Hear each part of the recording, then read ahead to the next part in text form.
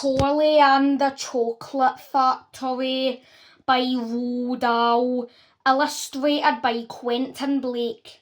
The Chocolate Room. An important room, this, cried Mr. Wonka, taking a bunch of keys from his pocket and slipping one into the keyhole of the door. This is nerve centre of the whole factory, the heart of the whole business, and so beautiful I insist upon my rooms being beautiful. I can't abide ugliness in factories. In we go then, but do be careful, my dear children. Don't lose your heads, don't get overexcited, keep very calm. Mr. Wonka opened the door. 5 children and 9 grown-ups pushed their way in, and oh, what an amazing sight it was that now met their eyes. They were looking down upon a lovely valley. There were green meadows on either side of the valley, and along the bottom of it there flowed a great brown river. What is more, there was a tremendous waterfall halfway along the river, a steep cliff over which the water called and rolled into a solid sheet, and then went crashing down into a boiling, churning whirlpool of frothed spray. Below the waterfall, and this was not the most astonishing sight of all, a whole mass of enormous glass pipes were dangling down into the river from somewhere high up in the ceiling. They really were enormous, those pipes. There must have been a dozen of them at least, and they were sucking up all the brownish muddy water from the river and carrying it away to goodness knows where. And because they were made out of glass, you could see the liquid flowing and bubbling along inside them. And above the noise of the waterfall, you could hear the never-ending sucking sound of the pipes as they did their work.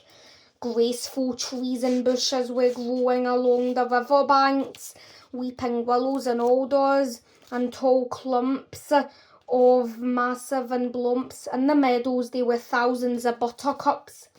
There, cried Mr. Wonka, dancing up and down and pointing as Goldtop came at the great brown river. It's all chocolate. Every drop of that river is hot melted chocolate. Of the finest quality there to fill every bathtub in my entire country, and all the swimming pools as well. Isn't it terrific? And just look at my pipes. They suck up the chocolate and carry it away to all the other rooms in the factory where it is needed. Thousands of gallons an hour, my dear children. Thousands and thousands of gallons. The children and the parents were too flabbergasted to speak.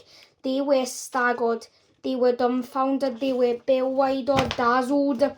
They were completely bowled over by the hungriness of the whole thing. They simply stood and stared. The waterfall is most important, Mr. Wonka went on.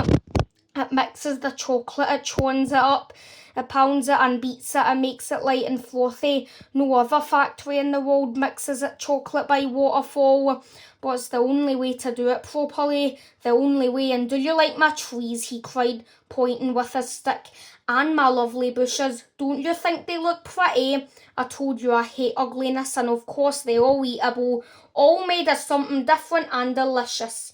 And do you like my meadow? Do you like my grass and my buttercups? The grass you're standing on, my dear little ones, is made of a new kind of soft, minty sugar that I've just invited. I call it Swudge. Try a blade.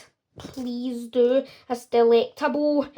I'm a quality. Everybody bent down and picked one blade of grass. Everybody, that is, except Augustus Gloop, who took a big handful, and Violet Beauregard, before tasting a blade of grass, took the piece of world record breaking chewing gum out of her mouth and stuck it carefully behind her ear.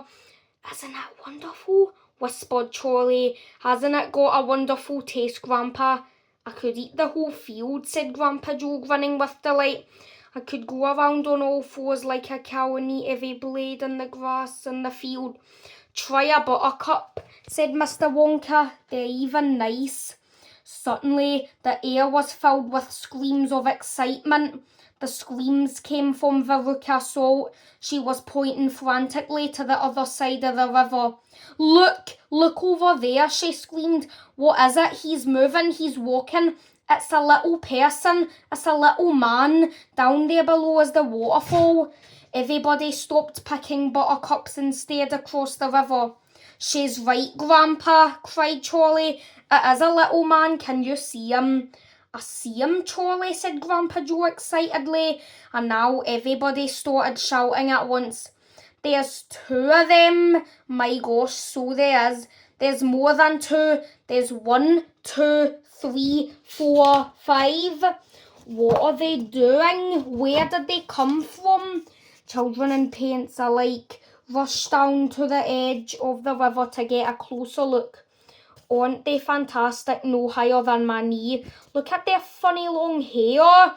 The tiny men, they were no larger than medium-sized dolls, had stopped what they were doing, and now they were staring back across the river at the visitors. One of them pointed towards the children, and then he whispered something to the other 4, and all 5 of them burst into peals of laughter. But they can't be real people, Charlie said. Of course they're real people, Mr. Wonka answered. They're Oompa Loompas.